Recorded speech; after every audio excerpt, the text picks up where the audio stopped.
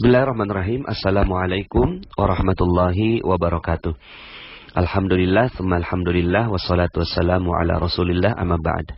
Bagaimana kabarnya Bapak Ibu semua? Semoga Anda selalu dalam karunia, cinta, rahmat, berkah yang berlimpah dari Allah Subhanahu wa Ta'ala, sehingga hidup Anda penuh dengan kemuliaan, penuh dengan keajaiban, dan penuh dengan ketinggian dari Allah Subhanahu wa Ta'ala. Baik Bapak Ibu, saya ingin melanjutkan materi tentang Goa Keajaiban. Ini adalah audio kedua ya, setelah sebelumnya saya menyampaikannya di Raudhah. Bapak Ibu, seperti yang saya sampaikan bahwa Islam ini adalah agama yang ajaib ya, dan memang mengajaknya kepada keajaiban ya. Jadi keajaiban ini bukan hanya diberikan kepada para nabi. Ya, kalau untuk para nabi ini disebut sebagai mukjizat, dan sudah banyak sekali dikenal dengan mukjizat-mukjizatnya para nabi dan rasul. Kemudian keajaiban yang berikutnya adalah kepada para walinya, ya, wali-wali Allah Subhanahu wa Ta'ala, ya. Dan ini disebut sebagai karomah. Salah satunya misalnya karomah yang terjadi di zamannya Nabi Sulaiman alaihissalam. Ada seorang yang diberikan ilmu yang memindahkan istana Ratu Balqis ya. Kemudian juga ada karomah yang diberikan kepada ibunda Maryam ya, binti Imran ya, ibunda dari Nabi Isa alaihissalam. Beliau di dalam surat Ali Imran disebutkan ketika beliau berada di mihrabnya, lalu kemudian ada makanan yang datang ya kepada ibunda Maryam.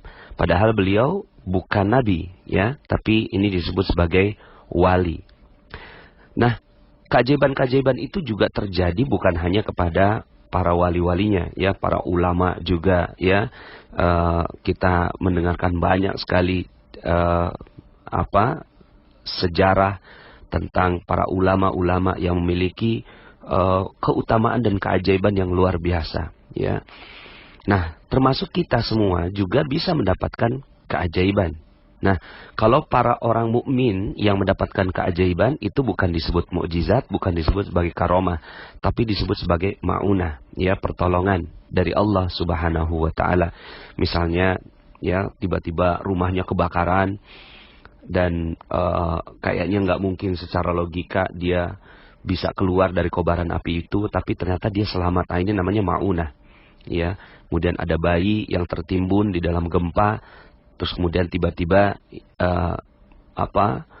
ini bayinya selamat gitu ya. Nah, ini adalah maunah ya, pertolongan Allah Subhanahu wa Ta'ala.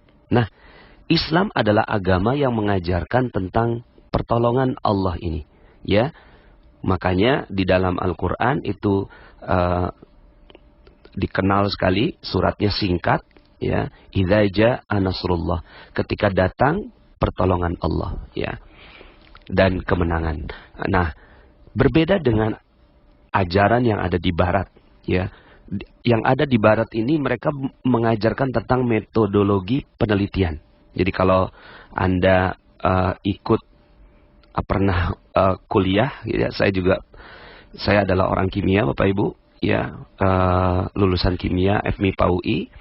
Saya punya metodologi satu pelajaran ya, itu namanya metodologi penelitian, dan itu sangat dijunjung tinggi di dalam dunia ilmiahnya barat ya, dan saya pun masih menjunjung tinggi itu.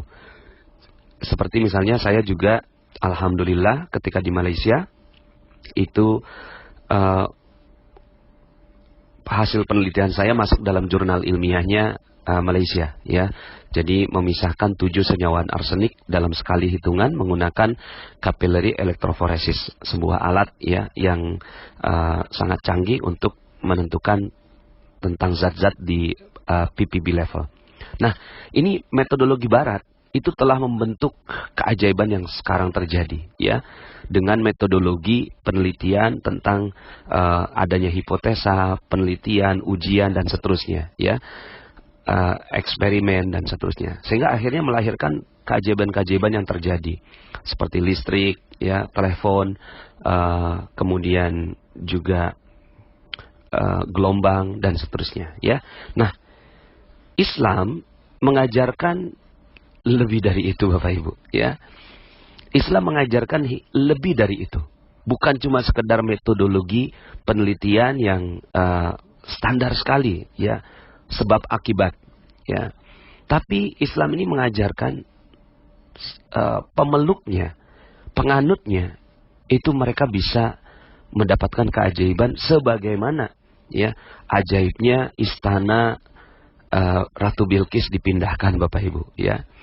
Sebagaimana, ya, ajaibnya Ibunda Maryam memiliki makanan yang tanpa ada metode, ya, tanpa ada metodologi, tiba-tiba ada, ya. Makanya ayatnya adalah innama amruhu idza arada syai'an ayyakula lahu kun fayakun. Ketika Allah menginginkan sesuatu, maka cukup Allah katakan jadi, maka jadi. Udah nggak perlu metode, Bapak Ibu. Udah nggak perlu metode penelitian. Udah nggak perlu pakai metode bagaimanapun. Umat Islam ini dahsyat, ya, luar biasa, ya.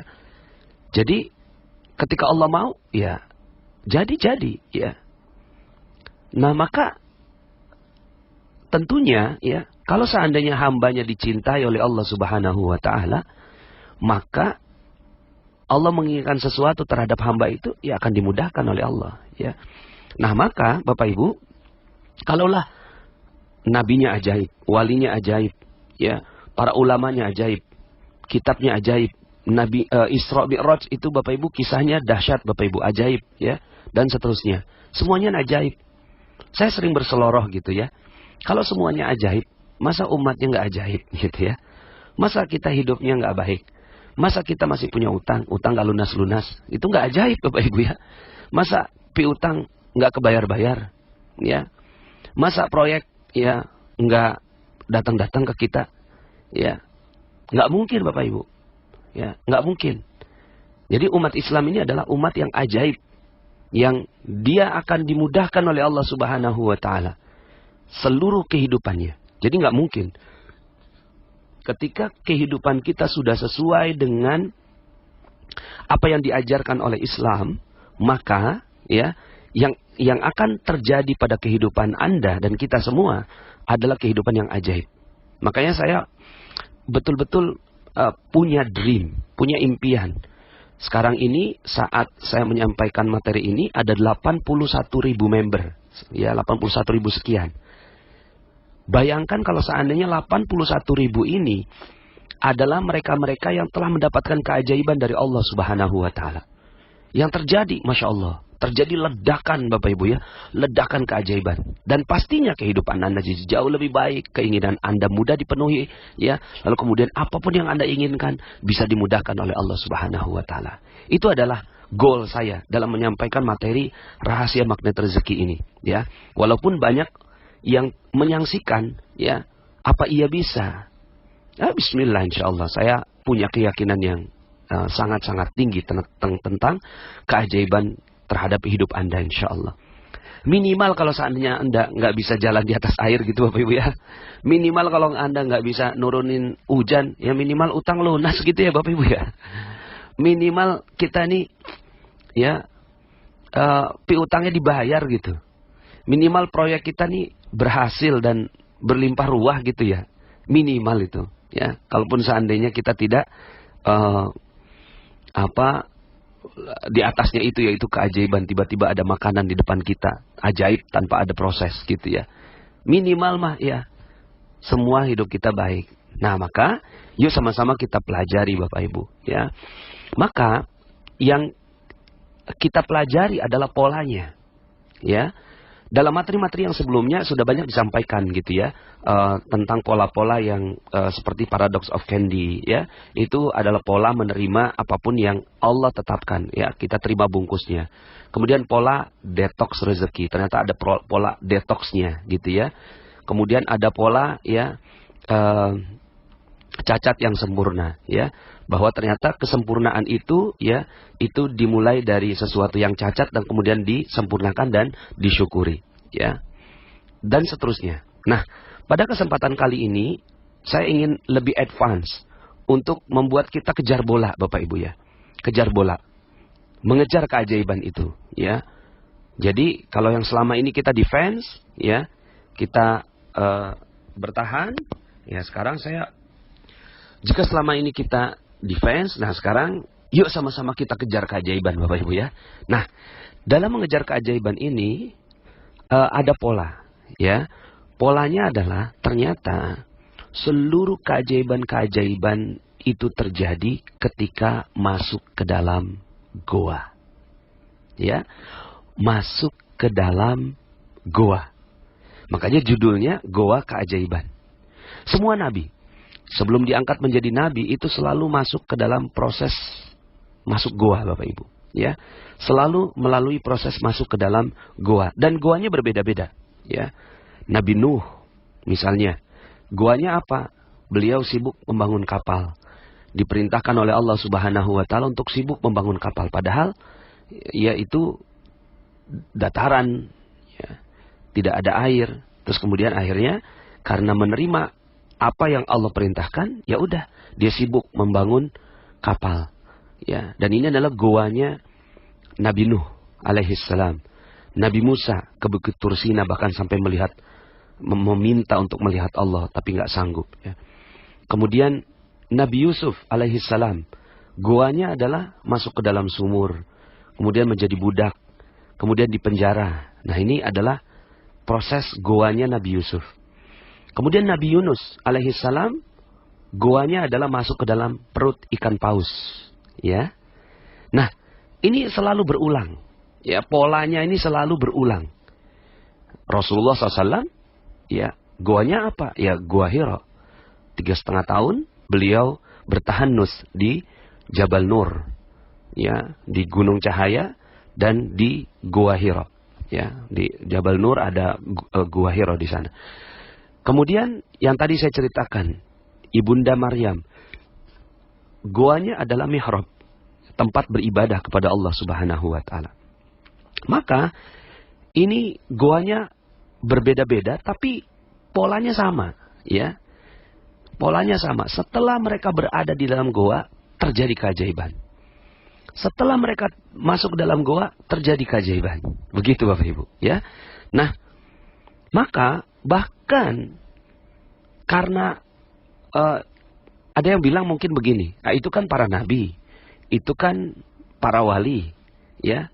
Enggak, bahkan ini jadi kurikulum Bapak Ibu. Ya, jadi kurikulum kepada umat Islam. Ya, menjadi kurikulum. Jadi kalau seandainya eksperimen, penelitian itu menjadi kurikulum bagi seorang mahasiswa, maka goa, ya, itu masih menjadi kurikulum bagi seorang yang mencari keajaiban. Makanya kenapa Allah khususkan satu surat, ya, khususkan satu surat berjudul Goa yang namanya Al-Kahfi, ya, dan bahkan bukan hanya sekedar dijadikan nama ayat seperti An-Nisa nama ayat, Al-Maidah nama ayat, tapi tidak diminta untuk berulang-ulang, ya. Paling ya kalau seandainya membaca tadarus begitu, ya. Tapi Al-Kahfi itu salah satu surat yang disunnahkan untuk dibaca berulang-ulang setiap malam Jumat, ya.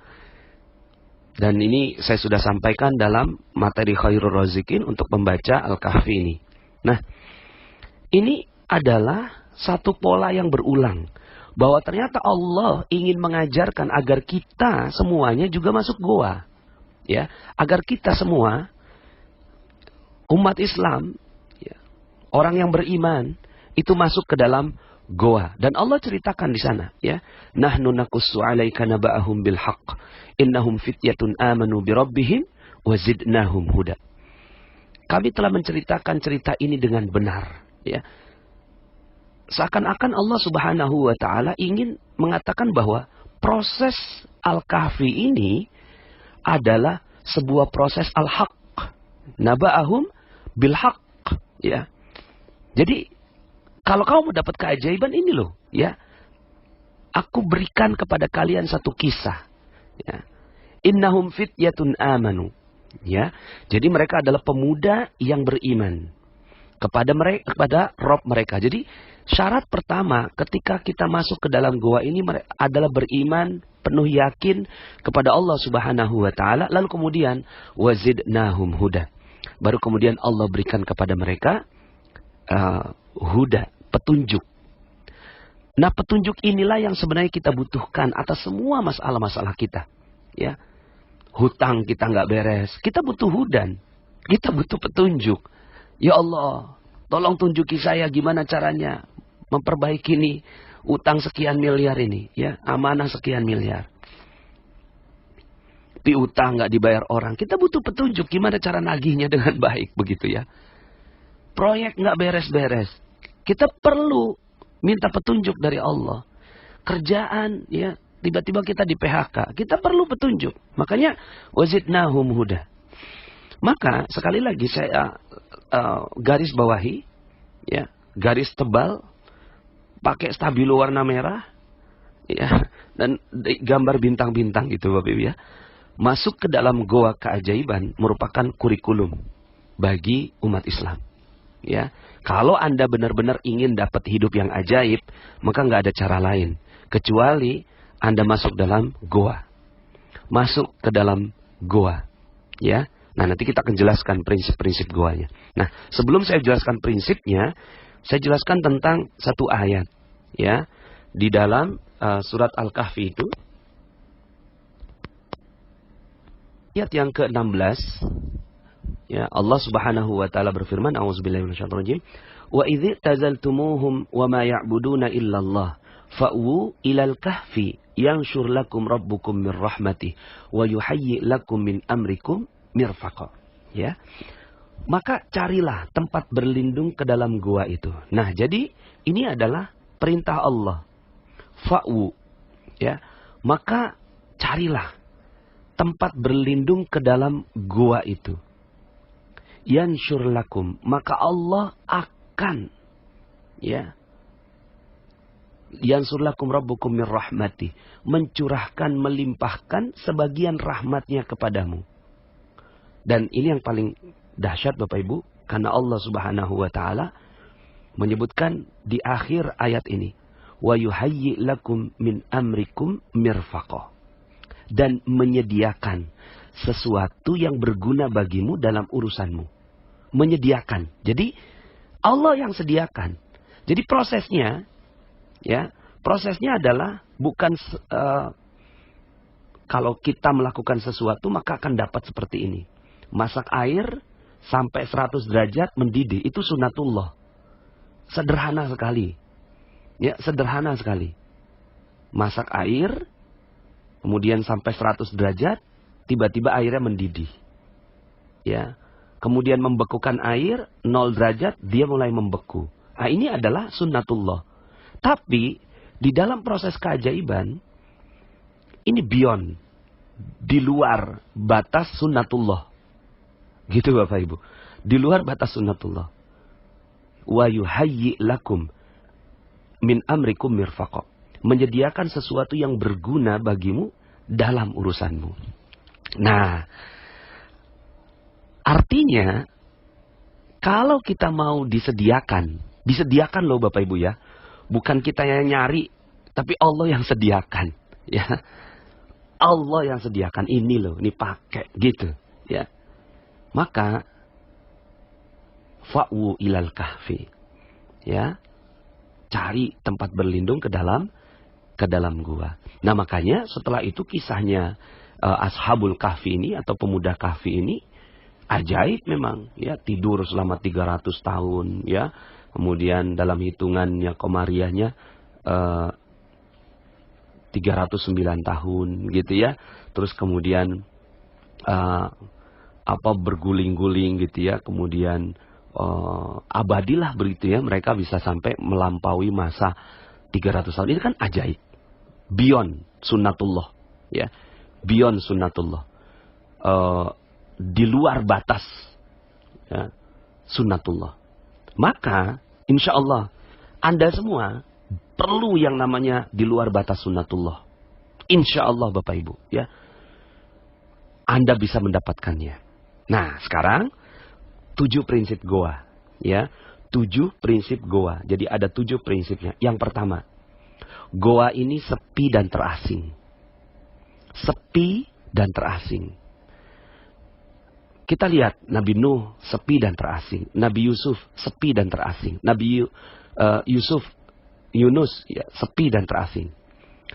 Nabi Musa sepi dan terasing. Rasulullah SAW di Gua Hira sepi dan terasing. Jadi kalau Anda ingin masuk ke dalam gua, Anda harus menyepi dan terasing dari kehidupan Anda sekarang. Ya. Jadi ya keluar, ya. Cari tempat yang sepi dan terasing. Itulah goa. Nggak mesti juga goa yang kayak Flintstone gitu ya Bapak Ibu ya. Zaman batu gitu. Terus kemudian Anda cari hutan di mana.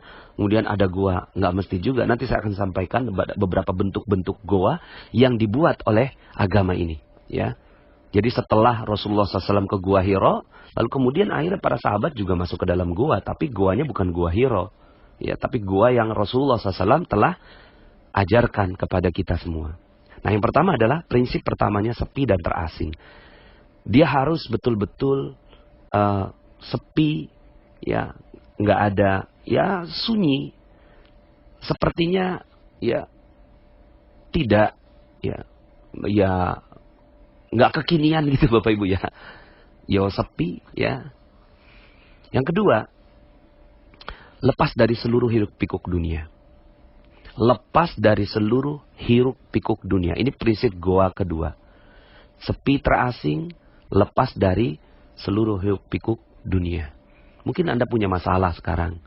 Mungkin Anda punya masalah amanah yang sangat-sangat tidak sederhana. Lalu kemudian Anda lupakan itu semua. Anda lupakan itu semua. Lalu kemudian Anda menyepi dan terasing. Kemudian yang ketiga, Anda puasa berita. Ya. Puasa berita. Ini tidak ada berita yang kita dengarkan. Seperti Nabi Nuh. Ketika beliau membangun kapalnya. Ya, berita-beritanya adalah Nabi Nuh gila, ya. Kemudian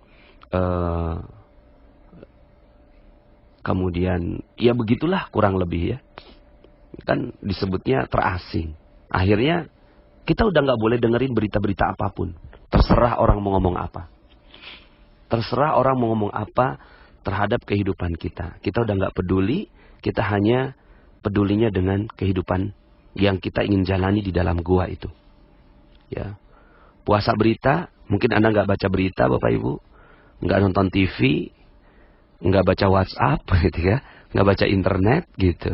Ya, sepi dulu, ya, puasa dulu terhadap segala berita. Ya, karena Anda ingin mengasingkan diri dari hiruk pikuk dunia. Kemudian yang keempat, fokus dengan prosesnya. Proses masuk dalam gua. Nggak usah juga terus kemudian tiba-tiba mana nih gitu ya keajaibannya. Nggak usah. Fokus saja, ya. Fokus saja terhadap aktivitas di dalam gua itu. Nggak usah berharap akan ada apapun. Nggak usah berharap akan ada keajaiban. Nggak usah berharap bahwa Allah akan bantu Anda. Nggak usah berharap gitu ya. Karena gini, ketika kita udah mulai muncul harapan, maka itu bukan gua namanya. Bukan keterasingan. Jadi ya udah. Fokusnya sama apa? Ya fokusnya sama aktivitas dalam gua aja. Nggak usah menganggap akan ada keajaiban. Misalnya kayak dengarkan ceramahnya Ustaz Yusuf Mansur. Sedekah 100.000 bisa dapat 1 juta. Lalu kemudian ditungguin mana nih 1 jutanya. Nggak usah. Ya. Jadi fokus saja sama sedekahnya. Ya udah sedekah 100.000. Nanti akan jadi apa? Nggak usah berharap. Ya, karena berharap itu artinya kita berharap bahwa keajaiban itu kita yang ciptakan. Tapi ketika kita tidak berharap, maka kita menyerahkan keajaiban itu kepada yang maha menciptakan keajaiban. Jadi nggak usah berharap apapun, masuk aja ke dalam gua. Ya. Kemudian yang berikutnya jiwa tenang. Ya, jiwanya dia memiliki ketenangan batin yang luar biasa. Makanya digambarkan, disimbolkan para Ashabul Kahfi itu tertidur dengan nyenyak. Ya. Cool, tenang, jiwanya tenang. Makanya kalau Anda perhatikan, ini kan sudah materi ke-34 ya Bapak Ibu ya. Ini materi-materi yang sebelumnya itu membawa kita untuk masuk ke dalam fase ketenangan jiwa ini. Ketika jiwa nggak tenang, keajaiban nggak bisa terjadi. Maka tenang aja dulu, ya. Jalankan semua materi-materi yang sebelumnya, ya. Saya sudah jelaskan panjang lebar. Ya, kalau didengarkan mungkin kurang lebih 18 jam. Ya, tidak mudah untuk menceritakan tentang ketenangan, tapi kalau Anda jalankan semuanya, materi-materi yang sebelumnya, baru Anda paham. Ya. Apalagi Anda yang baru pertama kali mendengarkan langsung loncat ke materi 34 ini pasti nggak nyambung. Ya. Jadi, jiwa tenang seperti seorang bayi yang digendong oleh ibunya sendiri. Tenang. Coba Anda perhatikan bayi. Lihat matanya. Ketika digendong sama orang lain, itu masih ada bergerak-gerak gitu ya. Masih belum tenang. Tapi ketika ibunya yang menggendong gitu ya. Terus kemudian apalagi diberikan air susu, itu si bayi tenang. Nah, di dalam gua kita harus seperti itu. Aplikasinya mungkin kita punya masalah, punya amanah, punya hutang, punya proyek yang nggak selesai, di PHK. Tapi kita tenang, nggak ada jeruk nipis, terima bungkusnya, ya. Kemudian kita seperti cicak dan jerapah, sabar, dan kita mulia seperti cacat yang sempurna. Lalu kemudian kita tenang, cool, dan seakan-akan nggak terjadi apa-apa. Kita berada dalam perlindungan Allah Subhanahu wa Ta'ala. Ya. Nah, prinsip berikutnya adalah ini seperti yang digambarkan oleh Stephen Covey dalam bukunya Seven Habits, ya, bahwa proses di dalam gua itu sama seperti mirip-mirip dengan proses mengasah gergaji. Ya, proses mengasah gergaji. Jadi ini prinsip goanya. Ya, kenapa goa itu penting dan kenapa secara ilmiah apakah ini bisa dipertanggungjawabkan? Ya iya. Seperti yang dikatakan oleh Stephen Covey, kalau seandainya Anda punya 8 jam waktu untuk menebang pohon, mana yang Anda pilih? 6 jam untuk menebang, 2 jam untuk mengasah gergaji, atau 6 jam untuk mengasah gergaji dan 2 jam untuk menebang pohon? Pastinya 6 jam untuk mengasah gergaji dan 2 jam aja untuk menebang pohon. Karena menebang pohon ini perlu tenaga yang lebih besar. Nah, daripada 6 jam keluar tenaga lebih besar, mendingan 2 jam aja keluar tenaga lebih besar. Maka ini adalah proses mengasah gergaji. Ya, jadi prinsip goa adalah prinsip mengasah gergaji. Dan yang terakhir, yang ke-7, semakin sering Anda masuk ke dalam goa, semakin mudah keajaiban tercipta. Jadi semakin sering masuk ke dalam goa, ya, masuk lagi ke dalam goa, masuk lagi ke dalam goa. Apalagi kalau hidup Anda memang udah di dalam goa, ya. Tapi ya mungkin pelan-pelan. Sekarang masuk, ya, mungkin dalam waktu 24 jam, 1 jam masuk goa, ya. Mungkin hari kedua 1,5 jam, hari ketiga 2 jam, hari keempat, ya, mungkin 2,5 jam. Makin naik gitu ya. Nah, semakin sering masuk ke dalam goa, maka semakin mudah keajaiban itu tercipta. Ya mungkin sederhananya, semakin Anda menjalankan materi-materi magnet rezeki dari awal sampai akhir ini, maka keajaiban itu jadi kayak habit. Tiba-tiba hidup sudah jadi ajaib aja begitu ya. Seperti itu. Ya. Nah, itu 7 prinsipnya. Kemudian saya lebih dalam lagi tentang sebab masuk ke dalam goa. Sebab masuk ke dalam goanya ada 2. Yang pertama, karena terpaksa. Ya. Sebagian besar orang masuk ke dalam goa itu karena terpaksa. Terpaksa karena menghadapi masalah. Ya. Terpaksa karena menghadapi masalah. Ya. Jadikan aja masalahnya itu sebagai goanya. Ya. Mungkin karena dulu nggak tepat gitu kan dalam investasi, lalu kemudian akhirnya sekarang harus masuk penjara, lalu kemudian dijadikan penjaranya itu sebagai goa. Nah, dia masuk ke gua itu sebagai bentuk terpaksa. Atau mungkin dia dihina orang. Ya, penghinaan dari orang lain juga bagian dari gua itu. Ya. Mungkin kita sedang menghadapi masalah debt collector yang datang terus. Ya. Maka ini adalah gua yang kita terpaksa menghadapinya. Doanya berbeda dengan yang sengaja, ya. Ini yang terpaksa. Nah, orang-orang yang terpaksa ini doanya adalah la ilaha illa anta subhanaka inni kuntu minadz zalimin. Sebagaimana Nabi Yunus alaihi salam masuk ke dalam ikan paus, lalu ini adalah doanya Nabi Yunus. Sering-sering baca doa ini. La ilaha illa anta subhanaka inni kuntu minadz zalimin. La ilaha illa anta subhanaka inni kuntu minadz zalimin. Ini adalah doa orang yang masuk ke dalam gua dengan terpaksa.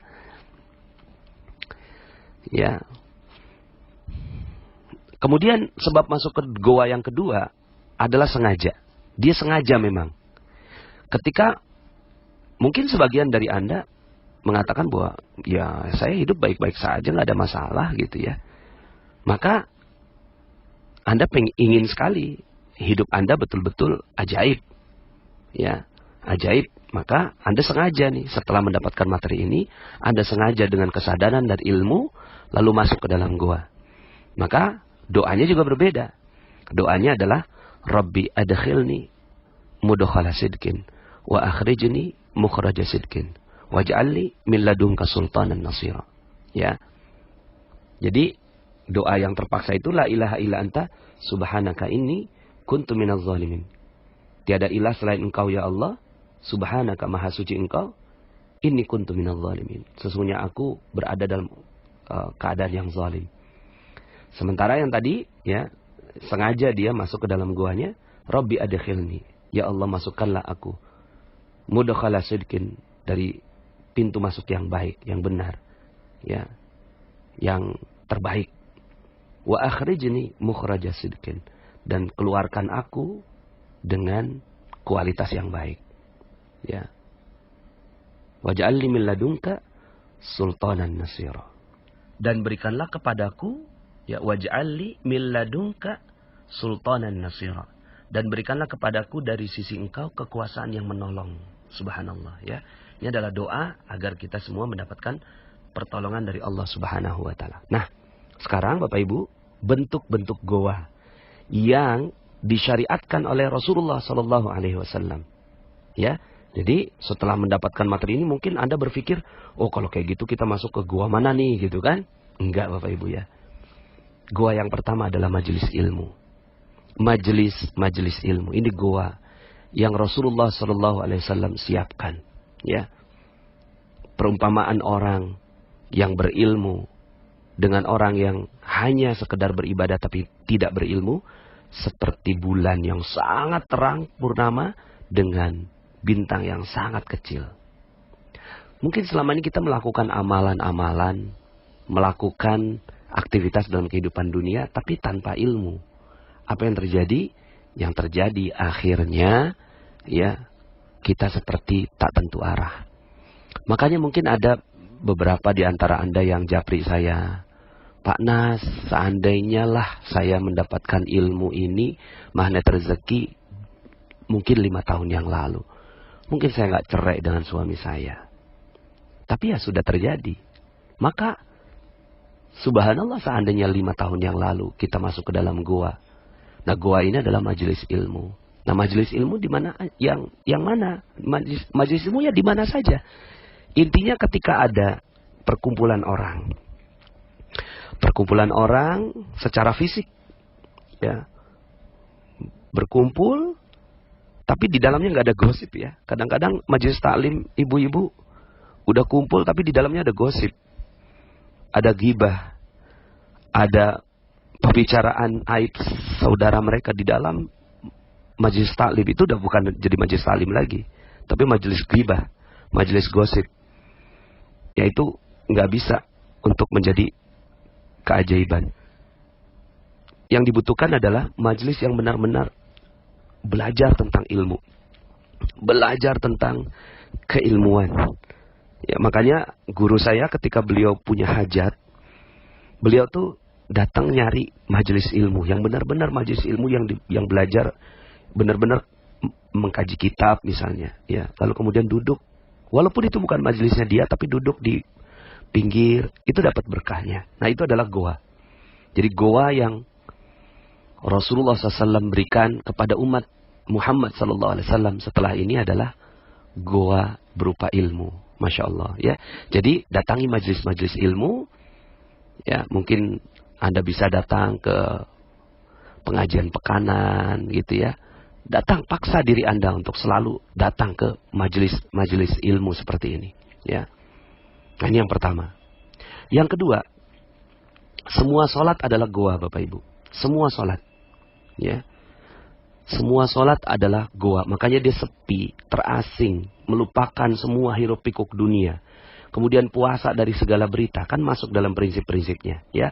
Maka semua sholat itu adalah goa. Maka kalau seandainya Anda sedang gundah gulana dan seterusnya, maka ya sudah, langsung keluar, ya, kemudian ambil wudhu, sholat. Terutama sholat malam, ya. Sholat malam ini adalah kualitas sholat yang terbaik. Tentunya selain yang fardu, sholat sunnah terbaik adalah sholat malam. Maka datang sholat malam, ya, dalam Al-Quran Allah Subhanahu wa taala menyebutkan, "Wa minal laili fatahajjat bihi nafilatan lak, asa ay yab'atsaka rabbuka maqaman mahmuda." Dan pada sebagian malam hari bersembahyanglah, tahajudlah kamu sebagai suatu ibadah tambahan.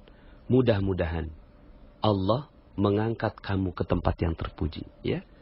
Jadi, nah bahkan tadi doa yang tadi Rabbi adkhilni itu adalah setelah ayat wa minal laili ini, ya. Dan Allah janjikan wa qul ja'al haqq wa zahaqal batil innal batila kana zahuqa. Dan katakanlah yang benar telah datang dan yang batil telah lenyap. Artinya keajaiban datang. Dan yang batil itu misalnya masalah-masalah kita akhirnya lenyap pelan-pelan. Jadi sering-seringlah sholat. Sering-seringlah sholat dengan kualitas goa. Ya, kualitas goa. Kualitas goa itu ya sepi, terasing, melupakan semua masalah dan hiruk pikuk dunia. Puasa berita orang mau ngomong apa, ya. Makanya ketika para pahlawan misalnya ditangkap sama Belanda, ya, Pangeran Diponegoro ketika ditangkap Belanda, minta sholat dulu, masuk ke dalam goa dulu, baru kemudian ditangkap sama Belanda. Kemudian beriktikaf di masjid, beriktikaf di masjid. Jadi goanya ini udah dijadikan sebagai kehidupan masyarakat kita. Ya, jadi goanya bukan di gunung-gunung, tapi di masjid, itulah goa. Datang ke masjid, beriktikaf, ya. Datang ke sana, lalu kemudian fokus beribadah. Ya. Makanya kenapa Rasulullah SAW mengajarkan di ujung dari Ramadan masuk goa, yaitu masuk iktikaf di masjid. Ya. Rasulullah tidak datang lagi ke Gua Hira, tapi Rasulullah SAW membentuk goa-goa baru, ya. Dan di seluruh dunia sekarang goa-goa itu sudah ada. Itulah sumber keajaiban kita. Masuk ke dalam goa, lalu kemudian minta kepada Allah Subhanahu wa taala. Kemudian yang berikutnya, asyik masuk dengan Al-Quran. Ya, asyik masuk dengan Al-Quran. Jadi tadarus, fokus baca Quran aja. Jadi ketika, ya, kalau ilmu Garpu Tala itu dia masuknya ke tadabbur. Nah, kalau ini fokus saja, misalnya targetin satu hari setengah juz, masuk dalam goa berarti. Kenapa? Karena pas baca itu udah nggak ngituin yang lain kan, nggak ngerjakan yang lain, tapi baca Quran, fokus. Walaupun kita nggak ngerti artinya, tapi memang begitulah Allah Subhanahu Wa Taala ingin mendesain. Semakin kita berinteraksi dengan Al-Quran, semakin keajaiban kita akan diraih. Ya, satu huruf itu 10 kebaikan. Bukan berarti alif satu huruf, alif lam mim satu huruf, tapi alif satu huruf, lam satu huruf, mim satu huruf. Nah, artinya semakin banyak kita membaca, ya, maka semakin banyak kebaikan-kebaikan dan keajaiban yang Allah Subhanahu wa taala akan titipkan untuk kita. Kemudian umroh, ya. Umroh ini ya, umroh dan haji. Keluar dari tanah air bahkan. Ya, tapi bukan untuk tamasya ala kadarnya, berwisata saja, tapi untuk beribadah dan masuk ke dalam goa. Ya, makanya Mohon izin saya menyampaikan materi Goa Keajaiban ini pada saat perjalanan saya umroh. Untuk menjadi doa agar materi ini menjadi sangat powerful untuk Anda semua. Saya betul-betul berdoa agar Allah Subhanahu wa Ta'ala menjadikan Anda sebagai manusia yang ajaib, manusia yang penuh keajaiban. Karena itulah ya cita-citanya Allah Subhanahu wa Ta'ala menciptakan manusia. Dan semua tempat-tempat yang mustajab, semua tempat-tempat yang mustajabah untuk berdoa adalah goa. Makanya kemarin saya di Raudhah, itu adalah goa. Ya. Kemudian nanti materi ketiga saya akan sampaikannya, mudah-mudahan insyaallah di Multazam, adalah tempat yang mustajab untuk berdoa. Ya.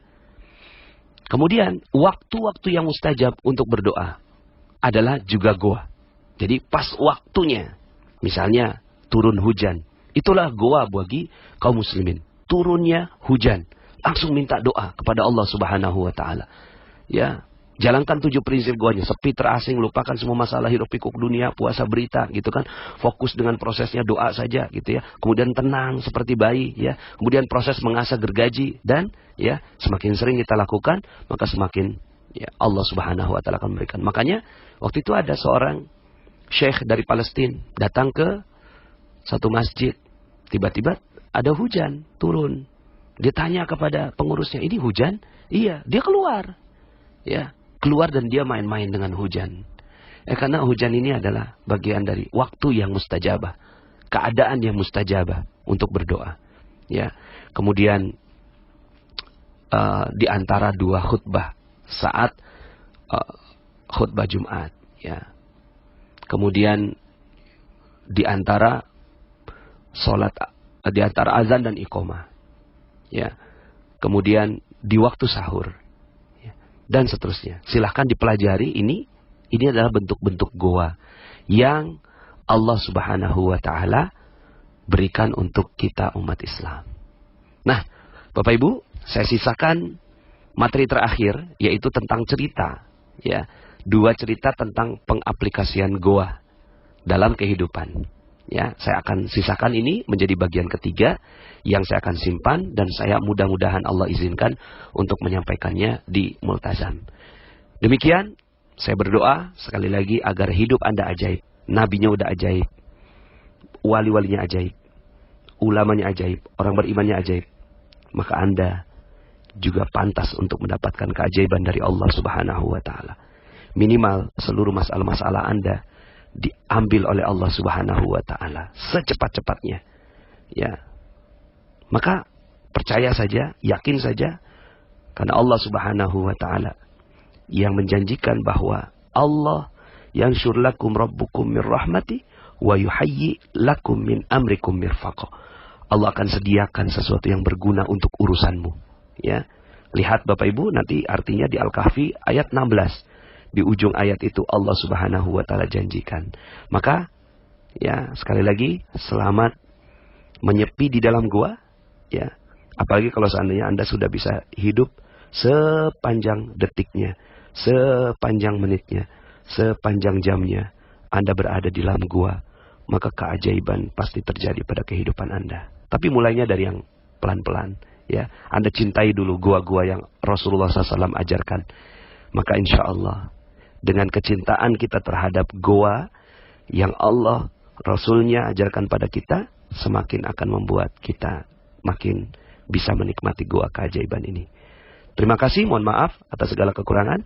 Saya Nasrullah. Sampai jumpa dalam audio-audio berikutnya. Assalamualaikum warahmatullahi wabarakatuh.